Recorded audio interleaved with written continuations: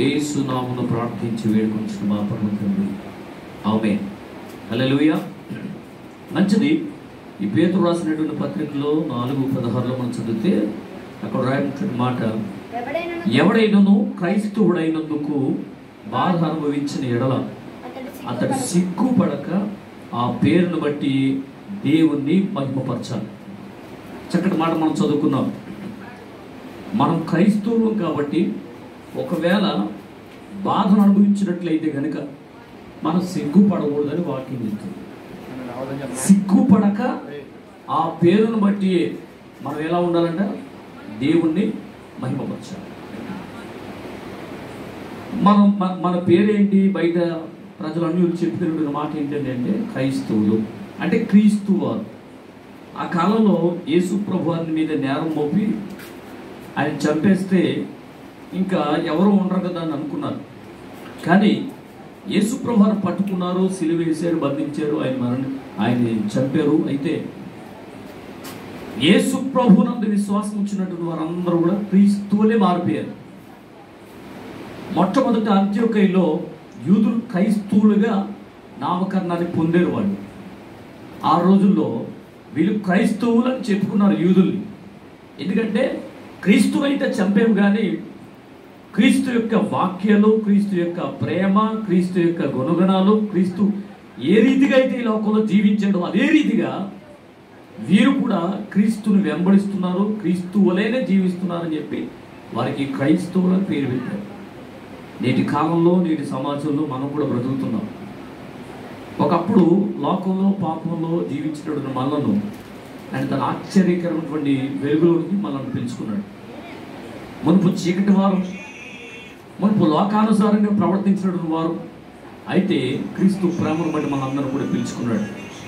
క్రీస్తు స్వారూప్యం మనందరూ ఏర్పడ నిమిత్తమై ప్రసవేదన పడుతున్నారని పౌలు చెప్పినట్లుగా ఎంతోమంది భక్తులు వారి యొక్క త్యాగాన్ని బట్టి ఈరోజు మనం అందరము యేసయ్య వార్తను విని క్రైస్తవులుగా మార్చబడ్డాం.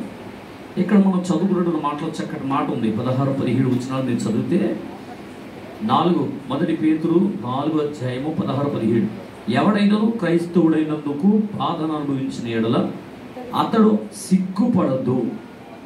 పాయింట్ నెంబర్ 1, మీరు చాలా జాగ్రత్తగా వచ్చింది. సిగ్గుపడవద్దు అంటాడు. సిగ్గుపడక ఆ పేరును బట్టి దేవుని మహిమపరచాలి. ఈరోజు మనం చెప్పుకునేటువంటి మాట, ఎవరు సిగ్గుపడరు అనేటువంటి అంశం మీద మనం మాట్లాడుకుంటున్నాం. ఎవరికి సిగ్గు కలగదు అనేటువంటి వాక్యం ద్వారా దేవుడు ఈరోజు మనతో మాట్లాడుతున్నాడు. ఇప్పుడు ఏ పేరైతే కలిగి ఉన్నామో దాన్ని బట్టే దేవుడు మహిమపరచు. నువ్వు పడినటువంటి స్థితిలోంచి దేవుడు నిన్ను లేవనెత్తబోతున్నాడు. నువ్వు పడే కష్టం నుండి దేవుడు నిన్ను విడుదల కలిగించబోతున్నాడు. నువ్వు ఏ శ్రమలు అయితే అనుభవించావో, ఏ సమస్యలు గుండా నువ్వు ప్రయాణం చేస్తున్నావో వాటన్నిటి నుంచి దేవుడు నిన్ను త్వరలో విడుదల కలిగించబోతున్నాడు. గొప్ప అద్భుతాన్ని దేవుడు నీ జీవితంలో చేయబోతున్నాడు. ఈ మాట సత్యం. అయితే నువ్వు క్రైస్తవుడివే కదా, క్రీస్తును కలిగి జీవిస్తున్నావు కదా, క్రైస్తవురాలుగానే జీవిస్తున్నావు కదా, కాబట్టి చాలా జాగ్రత్తగా వచ్చింది. ఒకసారి ఎజ్రా గారు రాజుగారిని అడగడానికి సిగ్గు దోచిందంట.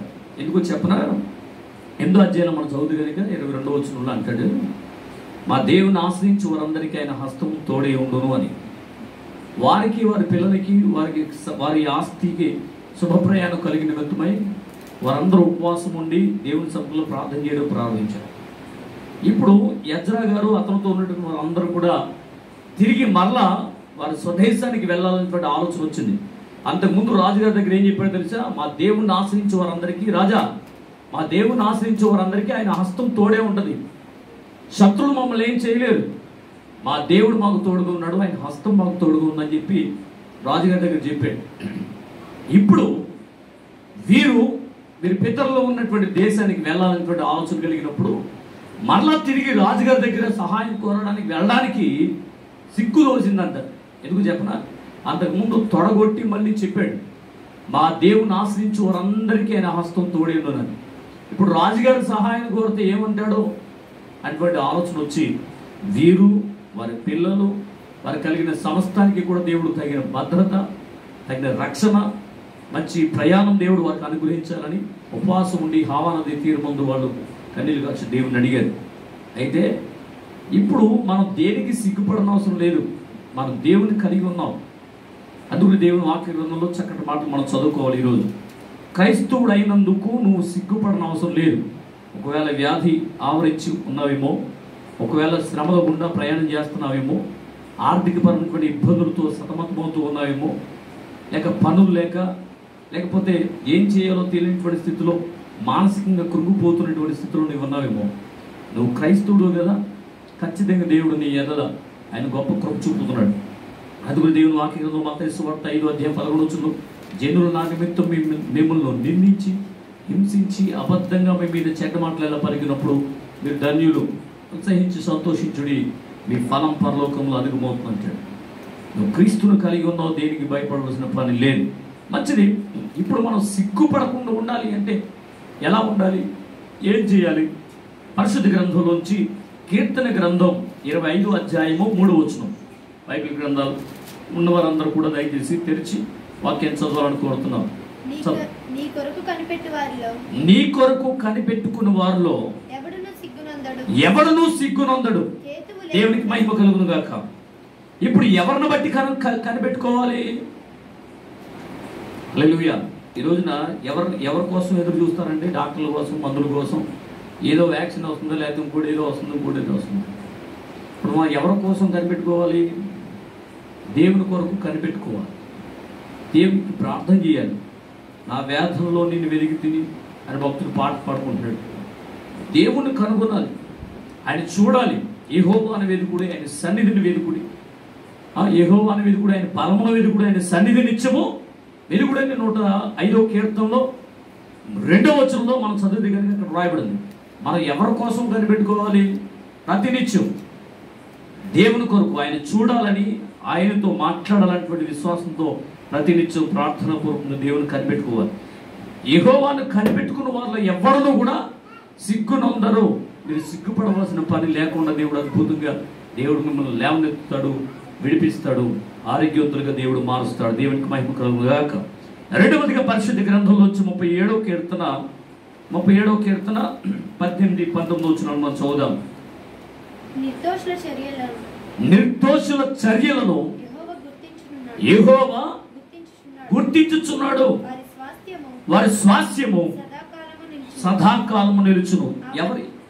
ఏమనంట? నిర్దోషుల చర్యలు ఏం చేస్తున్నాడు? యెహోవా దృష్టించుచున్నాడు.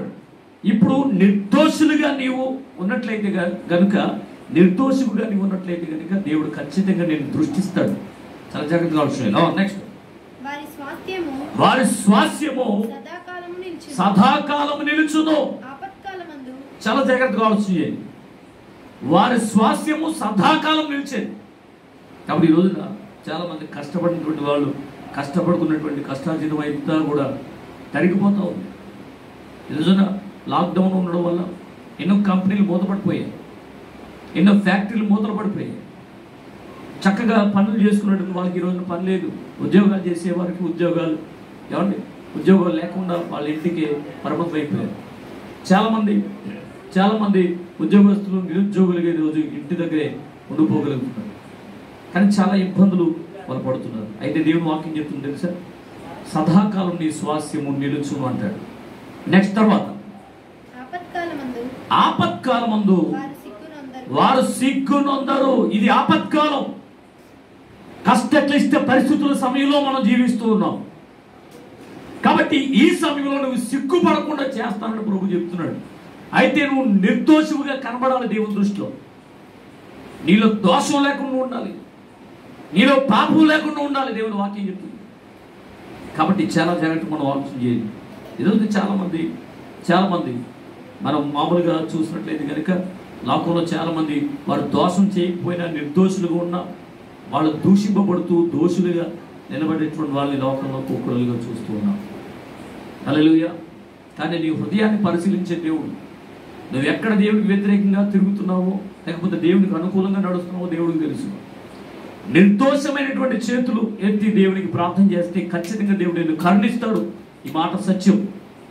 అందుకని దేవుడు వాక్యం సెలవిస్తున్నటువంటి మాట, నిర్దోషులుగా ఉండాలని దేవుడు వాక్యం చెప్తుంది. దోషం అనేది నీలో ఉండకూడదు, అపవిత్రత అనేది నీలో ఉండకూడదు, పాపం అనేది నీలో ఉండకూడదు, అతిక్రమం అనేది నీలో ఉండకుండా చేయాలని చూడాలని ప్రభు కోరుతూ ఉన్నాడు. చాలా జాగ్రత్తగా మనం ఆలోచన చేయాలి. నెక్స్ట్ తర్వాత మరొక మాట, రోమపత్రిక 5:5 రోమీలకు రాసిన పత్రిక 5:5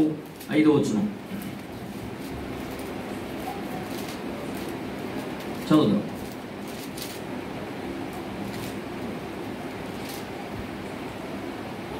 ఎందుకనగా ఈ నిరీక్షణ మనలను సిగ్గుపరచదు, మనకు అనుగ్రహింపబడిన పరిశుద్ధాత్మ ద్వారా దేవుని ప్రేమ మన హృదయంలో కుమ్మరింపబడి ఉన్నది. ఎందుకనగా ఈ నిరీక్షణ మనలను సిగ్గుపరచదు. చాలా జాగ్రత్తగా అవసరం. ఈ నిరీక్షణ కావాలి.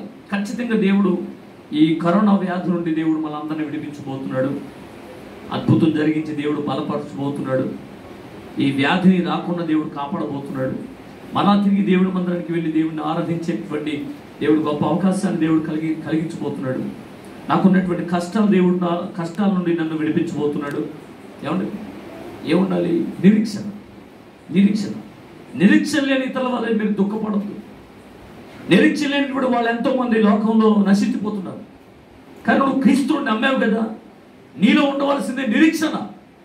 ఖచ్చితంగా దేవుడు విజయాన్ని సమకూర్చబోతున్నాడు. ఈ వ్యాధి నుండి, సాతాను కరుణ హస్తాల నుంచి దేవుడు నన్ను, నా కుటుంబాన్ని, నాకు కలిగినటువంటి సమస్తాన్ని దేవుడు రక్షించబోతున్నాడు అనేటువంటి నిరీక్షణ నీకు ఉండాలి. ఈ నిరీక్షణ మనల్ని సిగ్గుపరచదు అని భక్తులు పాటలు కూడా పాడారు. సియోనులో నా యేసుతో సింహాసనం ఎదుట క్రొత్త పాట పాడిదా, ఈ నిరీక్షణ నన్ను సిగ్గుపరచదు, ఈ నిరీక్షణ నన్ను సిగ్గుపరచదు, ఈ నిరీక్షణ నన్ను సిగ్గుపరచదు, ఈ నిరీక్షణ నన్ను సిగ్గుపరచదు. సియోనులో నా యేసుతో సింహాసనం ఎదుట క్రొత్త పాట పాడిదా. హల్లెలూయా. మంచిది. భక్తులు ఎంతో మంది నిరీక్షణ కలిగి జీవించారు కాబట్టి వారి కరువులో వారిని సజీవులుగా కాపాడాడు. భక్తులు ఎంతో మంది వారు నిరీక్షణ కలిగి జీవించారు కాబట్టి వారిని సిగ్గుపడకుండా దేవుడు చేశాడు. అబ్రహాము 100 సంవత్సరాలు వచ్చిన చాలా మృతతుల్యమైనటువంటి గర్భాన్ని దేవుడు తెరిచి గొప్ప కార్యం జరిగించాడు. నిరీక్షణ. కాబట్టి ఖచ్చితంగా నువ్వు ఏ మాత్రం కూడా దేవుడి నుండి వైదొలగిపోవద్దు. దేవుడు నీ జీవితంలో బలమైనటువంటి కార్యాన్ని చేయబోతున్నాడు. అద్భుతాన్ని దేవుడు చేయబోతున్నాడు. చాలా మంది మా కుమారుడికి పెళ్ళి అవుద్దా, మా కుమార్తెకి పెళ్ళి అవుద్దా, క్రీస్తు నమ్మాం, దేవుడిని నమ్మాం, లోకం నుంచి ప్రత్యేకించబడ్డాం, మేము ఇల్లు కట్టగలమా, మేము స్థలం కొనగలమా, చాలామంది చాలా రకాలైనటువంటి ఇబ్బందులు వాళ్ళు ప్రార్థన చేయమని అడుగుతూ ఉంటారు. అయితే ఈరోజు నేను చెప్తున్నాను, దేవుడి మీద నిరీక్షణ కలిగినటువంటి నీవు ఖచ్చితంగా సిగ్గుపడకుండా దేవుడు నేను చేయబోతున్నాడు. ఈ మాట సత్యం. దేవుడి వాక్యానికి అనుగుణంగా మీ జీవితాలు సరి చేసుకున్నట్లయితే ఖచ్చితంగా మీ జీవితంలో గొప్ప కార్యం చేయబోతున్నాడు. సిగ్గుపడక నీ గుమ్మములో ఉండి ధైర్యంగా దేవుని స్తుతించే వ్యక్తిగా దేవుడు నిన్ను చేయబోతున్నాడు. మంచిది. తర్వాత 4వ పరిశుద్ధ గ్రంథంలోంచి రోమీలకు రాసిన పత్రిక 9:33 మనం ఒకసారి ధ్యానం చేద్దాం. రోమీలకు రాసిన పత్రిక 9:33. ఇదిగో నేను అడ్డురాతిని అడ్డుబండను సియోనులో స్థాపించుచున్నాను, ఆయన యందు విశ్వాసముంచిన వాడు సిగ్గుపరచబడడు. ఆమేన్. దేవునికి మహిమ కలుగును గాక. విశ్వాసులనే పేరే గాని విశ్వాసుల్లో విశ్వాసం ఉన్న కనుగొనదునా అంటాడు భక్తుడు దేవుడు. ఇప్పుడు మనలో విశ్వాసం ఉండదా? ఒక ఆవిడ ప్రార్థన చేస్తుందంట, ప్రభు ఈరోజు వర్షాన్ని రానివ్వు, ఖచ్చితంగా వర్షం చినుకు కూడా నా మీద పడనివ్వు అని చెప్పి ఎవరు బల గుద్ది మరి ప్రార్థన చేసి బయటికి వెళ్ళి కోడలు పిలుస్తుందంట. కోడల గొడిగిలా పట్టరా ఉందంట. అంటే ఈవిడ ప్రార్థనలో ఉన్నటువంటి విశ్వాసం క్రియలో లేదు. ఈ రోజున మనం ప్రార్థనలో విశ్వాసపూరితమైన మాటలు మాట్లాడేస్తూ ఉంటాం. మన మాటల్లో విశ్వాసపూరితమైన మాటలు ఎన్నో వచ్చేస్తూ ఉంటాయి. కానీ క్రియల్లో మాత్రం విశ్వాసం ఉంది. మన పేరేమో విశ్వాసులు. అబ్రహాము విశ్వాసులు తండ్రి అని మనం చెప్పుకున్నాం అంటే అది నిజంగా రైట్ వర్డ్. ఎందుకంటే దేవుడు ఆ దేశము చెప్పలే, ఆ ప్రాంతము చెప్పలే, నేను చూపించే దేశానికి వచ్చి అన్నాడు. తన బంధువులు, తన ఇంటి వారిని, ఏమండి తనకున్నటువంటి ఆస్తిని అంతటిని కూడా విడిచిపెట్టేసి వచ్చేసాడు. ఏమంటే వారు ఉన్నటువంటి ఊర్లో ఉంటే అతనికి పేరు, తను తెలిసినటువంటి జనాంగం మధ్య ఉంటే అబ్రహాము ఎవరో ఏంటో అతని గురించి తెలిసిన వాళ్ళు అతను కనబడుతూ ఉంటారు. కానీ తన ఊరు విడిచిపెట్టి, తన ఇంటిని విడిచిపెట్టి, తన ఊరిని విడిచిపెట్టి దేవుడు ఎక్కడికో వెళ్ళమన్నాడు, వచ్చేసాడు అంతే. కాబట్టి చాలా జాగ్రత్తగా ఆలోచించాడు. దేవుడి మీద ఆధారపడినటువంటి వాళ్ళు దేవుడు ఎప్పుడు కూడా విడిచిపెట్టాడు. ఈ నిరీక్షణ ఏదైతే ఉందో, ఏదైతే విశ్వాసం కలిగి నీవు దేవుడి మీద ఆధారపడ్డావో ఖచ్చితంగా దేవుడు కార్యాన్ని నీ జీవితంలో చేయబోతున్నాడు. విశ్వాసం అంటే ఏంటి? అదృశ్యమైనవి ఉన్నవి అనడానికి రుజువైనదని హెబ్రీయులకు రాసిన పత్రిక 11వ అధ్యాయం 1వ వచనంలో అంటాడు. విశ్వాసం అనేది నిరీక్షింపబడు వాడి యొక్క నిజ స్వరూపమును అదృశ్యమైనవి ఉన్నవి అనడానికి రుజువై ఉన్నది అంటాడు భక్తుడు. అందుకని విశ్వాసాన్ని బట్టి హానోకు మరణం చూడకుండా కొనుపబడ్డాడని దేవుడు వాక్యం చూస్తాం. విశ్వాసాన్ని బట్టి ఒక రక్తస్రావణ గల స్త్రీ యేసు ప్రభువు చెక్కు పట్టుకుంటే చాలు, నేను స్వస్థత పొందుతానటువంటి నమ్మకం వచ్చింది. నలుగురు ఒక రోగిని, పక్షవాయు గల వాడిని యేసు దగ్గరికి వీడిని తీసుకువెళ్తే వీడు స్వస్థత పొందుతాడనేటువంటి ప్రగాఢమైనటువంటి విశ్వాసం వారిలో ఉంది. ఆ రోగికి ఉన్నటువంటి విశ్వాసాన్ని బట్టి యేసు ప్రభువు అద్భుతం చేయడం కాదు, తీసుకొచ్చినటువంటి ఆ నలుగురులో ఉన్నటువంటి విశ్వాసం ఏదైతే ఉందో దాన్ని బట్టి ఆ రోగిని యేసే స్వస్థపరిచాడు. విశ్వాస సహితమైన ప్రార్థన ఆ రోగిని స్వస్థపరచడానికి కూడా వాక్యం చెప్తుంది. అయితే నీ ప్రార్థనలో విశ్వాసం ఉంది, మంచిది. అది నీ క్రియల్లో కూడా విశ్వాసాన్ని కనపరచు. ఖచ్చితంగా దేవుడు నీకు గొప్ప రక్షణ కలుగు చేస్తాడు, గొప్ప విడుదల కలిగి చేస్తాడు, నిన్ను ఆశీర్వదిస్తాడు. అడిగినవన్నీ పొందుకున్నామనే నమ్మకం నీలో ఉండాలి. అదే విశ్వాసం అంటే. దేవుడి దగ్గర మేము విన్నపం చేసుకున్నాం, ఖచ్చితంగా దేవుడు నాకు ఇవ్వబోతున్నాడు, ఖచ్చితంగా నా జీవితంలో కార్యం చేయబోతున్నాడు, ఖచ్చితంగా నా వ్యాధి నన్ను విడిచిపోతుంది, ఖచ్చితంగా నాకు ఏ తెగులు మా గుడారమునికి దేవుడు రానివాడు అనేటువంటి విశ్వాసం ప్రకారమైనటువంటి నమ్మకం నువ్వు కలిగి ఉంటే ఖచ్చితంగా దేవుడు భద్రత కల్పిస్తాడు, ఖచ్చితంగా విడిపిస్తాడు, ఖచ్చితంగా బలపరుస్తాడు. దేవునికి మహిమ కలుగును గాక. ఈ విశ్వాసము నిన్ను చదవనమాట. ఆయన యందు విశ్వాసం ఉంచువాడు సిగ్గుపరచబడడు. ఆమేన్. దేవునికి మహిమ కలుగును గాక. ఆయన యందు విశ్వాసము ఉంచితే కనుక నువ్వెంత మాత్రం సిగ్గుపడవని దేవుని వాక్యం చెప్తుంది. అలాగే నేను చూద్దాం పరిశుద్ధ గ్రంథం నుంచి రోమపత్రిక అదే మాట గురించి. రోమపత్రిక 10వ అధ్యాయం 11వ వచనం.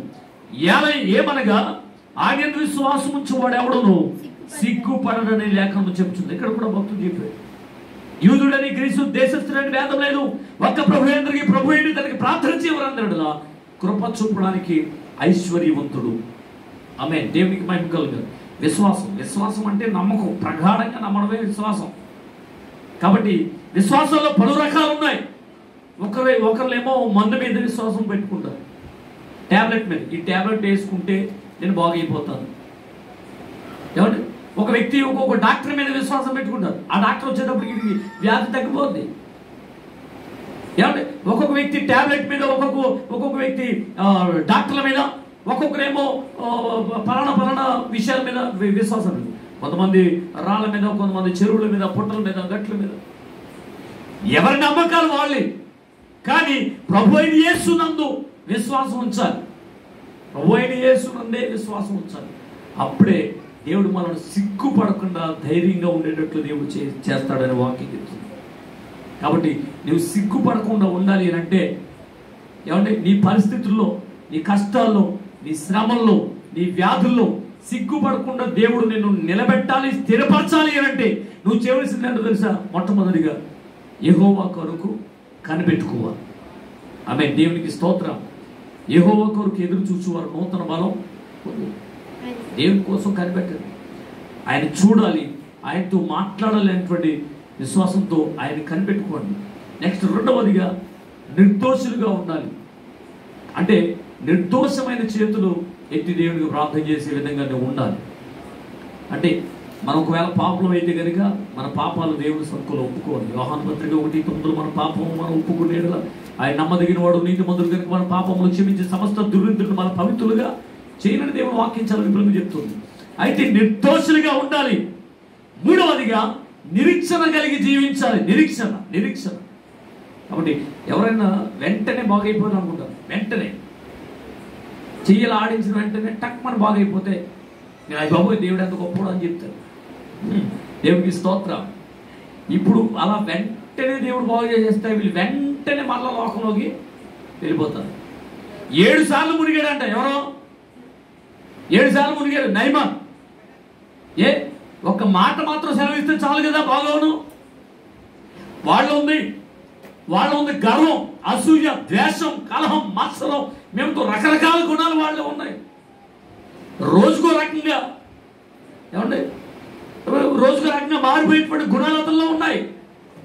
అతను మహాపరాక్రమశాలి. అతను అంటే ఇరుగు పొరుగు దేశాల వారికి భయం. ఎన్నో దేశాలని గడగడలాడించాడు. అతను మహాపరాక్రమశాలి. అక్కడ మనము నయమాని గురించి మనం చదువుకుంటే కనుక దేవుడే అతనికి సహాయం చేశాడు అంటాడండి. ఏమంటే అర్థమైందా? ఎందుకు దేవుడు ఇతనికి సహాయం చేశాడు? ఎవరికి? నయమానికి. దేవుడు అతనికి ఎందుకు దేవుడు తోడే ఉన్నాడు? ఎందుకు చెప్పనా? ఒక వ్యక్తికి దేవుడు ధారాళంగా దేవుడు సహాయం చేసి అందరికీ దేవుడు కృప చూపుతాడు అనుకోండి. అయితే అందరి దృష్టి నయమాని మీదకి వెళ్ళేటట్లుగా చేశాడు దేవుడు. దేవునికి స్తోత్రం. ఈ రోజున పెద్ద పెద్ద ధనవంతుల కోసం మనం చెప్పుకుంటాం. లిస్టులో ఎవరు మన ప్రపంచానికి ధనవంతుడు, ఎవరు మన దేశానికి ధనవంతుడు ఎవరు చెప్పుకుంటే పలానా అని మనం పేర్లు చెప్తాం. అలాగనే పరాక్రమశాలి ఎవరయ్యా అంటే పలానా నయమాన్ అని ఆ కాలంలో చెప్పుకునే విధంగా దేవుడు అతన్ని చేశాడు. అందరి దృష్టి అతని మీదకి వెళ్ళిన తర్వాత అతన్ని దేవుడు అద్భుతంగా బాగు చేయడాన్ని ప్రజలందరూ కూడా తెలుసుకునేటట్లుగా దేవుడు చేశాడు. దేవునికి స్తోత్రం. అతను మహాపరాక్రమశాలి గారి కుస్తీలోకి ఒక పని పిల్ల చెప్పినటువంటి మాట విని దైవజనుడి దగ్గరికి వెళ్తే దైవజనుడు బాగుపడతారని చెప్పిన మాట విని ఎలీషా దగ్గరికి వస్తే ఎలీషా ఏమంటే నెత్తి మీద చేతులు వేసి ప్రార్థన చేయకుండా ఏమన్నాడు తెలుసా? యోర్దాను నదిలోకి మునిగి వెళ్ళిపో అన్నాడు. దేవునికి స్తోత్రం. ఎంత గొప్ప మాట. 7 సార్లు మనం అక్కడికి వెళ్ళిన తర్వాత మా దేశంలో దీనికంటే గొప్ప నదులు లేవా? ఇప్పుడు మన దేశంలో కూడా గంగా, యమున, సరస్వతి, లేకపోతే ఏవో పేర్లు ఎత్తారు కదా, గోదావరి అని. అలాగనే వారి దేశంలో ఇంకా గొప్ప గొప్ప నదులు ఉన్నాయి. ఇదేమో బోధలాగా ఉంది. మా దేశంలో పెద్ద పెద్ద నదులు ఉన్నాయి. కానీ ఈ బోధలో మునగబడ్డాడండి అనే విధంగా తక్కువ చేసి మాట్లాడాడు. అక్కడ పక్కన అంటే పనుడు ఆయన వచ్చి చెయ్యి నెత్తి మీద ఉంచి ప్రార్థన చేసి ఏదైనా సహాయం ఏమంటే బహుమానం ఇద్దాం కదా, మనం తీసుకొచ్చిన వెండి, బంగారాలు, వస్త్రాలు ఇవన్నీ విలువైనవి ఇచ్చేద్దాం కదా. కానీ ఆయన ఏమి ఆశించలేదు. ప్రవక్తలు ఆశించరు. ప్రవక్తలు చెప్పేటప్పుడు మాట ఏంటో తెలుసా? నువ్వు మారాలి, నీ హృదయం మారాలి, నీ బ్రతుకు మారాలి. అదే దేవుడు కోరుకునేది. నీ ఆస్తి, నీ ఐశ్వర్యం కాదు, అక్కడికి రాదు. ఇది ఈ రోజున కోటీశ్వర్లు ఈ రోజున కరోనా వ్యాధి బారిన పడితే వాళ్ళు విడుదల పొందలేకపోతున్నారు. చాలా జాగ్రత్తగా వచ్చింది. ఆస్తి మనల్ని రక్షించదు, ఐశ్వర్యం మనల్ని రక్షించదు. దేవుని పరిచర్య నిమిత్తమే నీ నీ నీ ఆస్తి ఖర్చు పెట్టి దేవుని పరిచర్య విస్తరింపజేసేటట్లుగా చేయి. అంతేగాని ఆస్తి వలన నువ్వు పరలోకం చేరతావంటే అది ఎంత మాత్రం సరైనటువంటి పద్ధతి కాదు. ఐశ్వర్యంతో పరలోక రాజ్యాన్ని కొనాలంటే నీ వల్ల కాదంతే. కాబట్టి ఇక్కడ ఈ ప్రవక్త అన్నాడు, వెళ్ళి మునుగమన్నాడు. పనివాడు చెప్పాడు, ఏమైనా బహుమానం ఏమంటే ఇద్దాం కదా, మునిగి వెళ్ళిపోవడం అంటే వెళ్ళిపోమన్నాడు కదా, దానికంటే ఇదే సులువు కదా అని చెప్పి తెలుసుకున్నటువంటి వ్యక్తి అవును కదా అని చెప్పి వెళ్ళి 1, 2, 3, 4, 5, 6, 7సారి మునిగి వెళ్ళేటప్పటికి పసిపిల్ల దేహం వల్లే అతని దేహం మారిపోయింది. దేవుడికి మహిమ కలుగును గాక. కాబట్టి నీలో ఏముండాలి? నిరీక్షణ. దేవుడు నన్ను స్వస్థపరచబోతున్నాడు, అద్భుతంగా బాగు చేయబోతున్నాడు. ఈ శ్రమల వలయంలోంచి దేవుడు నన్ను విడిపించబోతున్నాడు. ఈ ఆర్థికపరమైన ఇబ్బందులోంచి దేవుడు నన్ను రక్షించబోతున్నాడు, విడుదల కలిగించబోతున్నాడు, నన్ను పరలోకానికి తీసుకెళ్ళబోతున్నాడు అనేటువంటి నిరీక్షణ నీకు ఉండాలి. నిరీక్షణ. నెక్స్ట్ విశ్వాసం. నేను అడిగే వాటికంటే, ఊహించు వాటికంటే అత్యధికంగా దేవుడు చేయబోతున్నాడు అనేటువంటి ప్రగాఢమైనటువంటి విశ్వాసం నీలోకి రావాలి. విశ్వాసం లేకుండా ఎన్ని ప్రార్థనలు చేసినా, ఎన్ని ఉపవాస ప్రార్థనలు చేసినా ఫలితం లేదు. అంతే. విశ్వాస సహితమైన ప్రార్థన బహు బలము గలదని కూడా దేవుని వాక్యంలో రాయబడింది. విశ్వాసం మన క్రైస్తవులకి పునాది విశ్వాసం మీదనే. కాబట్టి విశ్వాసం లేకుండా ఏ వ్యక్తి కూడా జీవించలేడు. క్రైస్తవుడైనటువంటి ప్రతి వ్యక్తి కూడా ఉండవలసింది విశ్వాసం. విశ్వాసాన్ని బట్టి దేవుడు మన జీవితంలో క్రియ జరిగిస్తాడు. అమ్మా విశ్వాసం, నీ విశ్వాసం గొప్పది, నీవు కోరినట్లే జరుగునుగా. కానీ ఒక దెయ్యం పట్టినటువంటి వారి తల్లికి చెప్పాడు. హల్లెలూయా. మత్తయి 15 మనం చదువుతాం కనుక దావీదు కుమారుడు నన్ను కరుణించమన్నప్పుడు శిష్యులు ఆమెను అటకపరిచారు. కానీ యేసు ప్రభువు వెంటనే ఆమె వైపు తిరిగి చెప్తాడు, చిన్నపిల్లలు తినే రొట్టె ముక్కను కుక్క పిల్లలు వేయడం యుక్తం కాదు అని ప్రభువు చెప్పినప్పుడు ఆమంటే చిన్నపిల్లలు కూడా కుక్క పిల్లలు కూడా తమ యజమానుల బల మీద ఉండి పడే రొట్టె ముక్కను తినును కదా అని చెప్పి తను తాను తగ్గించుకుంది. ఏమైనా యేసు నా కుమార్తె అటువంటి దెయ్యాన్ని వెళ్ళగొడతాడనేటువంటి ప్రగాఢమైన నమ్మకంతో వచ్చిందామే. ఆమెలో ఉన్నటువంటి ప్రగాఢమైన విశ్వాసం. ఈ విశ్వాసాన్ని కలిగినటువంటి వ్యక్తులు ఇంక ఏ మాటలు, చీటుబాటు మాటలు, ఏ మాటలు మాట్లాడా ఆమె చెవును పెట్టదు. కాబట్టి దేవుని మాటలు వింటున్నటువంటి నీవు ఒకవేళ దైవజనం ద్వారా లేక విశ్వాసం ద్వారా ఎవరి ద్వారా అయినా ఒకవేళ నీ మీద లేనిపోయినటువంటి అభండాలు మోపినా, నేను చేదరించుకున్నా, నేను గద్దించినా, నీవు దేవుని మీద కలిగినటువంటి విశ్వాసం ఏదైతే ఉందో అది విడిచిపెట్టకుండా దేవుని పాదాలు పట్టుకుని బ్రతిమాలితే, ప్రాధేయపడితే, అమ్మా అయ్యా నీ విశ్వాసం గొప్పదని ప్రభు చెప్తాడు. నీలో ఉన్న, నీ కుటుంబంలో ఉన్న, నీ పిల్లల్లో ఉన్నటువంటి దెయ్యాలు సైతం పారిపోతాయి. దేవునికి మహిమ కలుగును గాక. ఆమె అలాగనే రక్తస్రావం స్త్రీ యేసు ప్రభువు చెంగు పట్టుకున్న వెంటనే ఆమె బాగైంది. అప్పుడు ఆమెతో అంటున్నాడు, అమ్మా నీ విశ్వాసం గొప్పది, నీవు